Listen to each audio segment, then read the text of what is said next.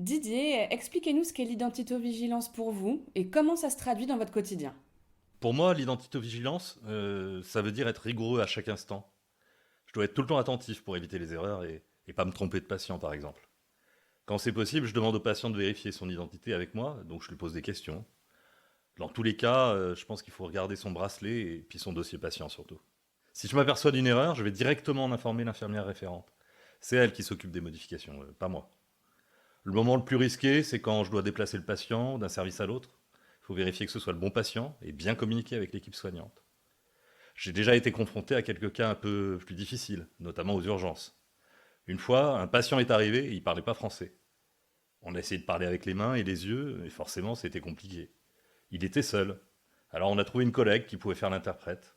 Là, avec les informations qu'on a recueillies, on a pu lui créer une identité provisoire. J'ai une autre anecdote, un peu particulière, et toujours aux urgences. Une personne âgée démente a été admise. Elle était perdue. Elle n'avait aucun papier sur elle. On arrivait à communiquer, mais je ne pouvais malheureusement pas me fier à ce qu'elle disait. On a donc créé une identité provisoire. Heureusement, on a fini par rapidement trouver l'EHPAD où elle vivait. Elle s'était enfuie. Ses enfants nous ont rapporté ses papiers et là, on a pu finaliser son dossier.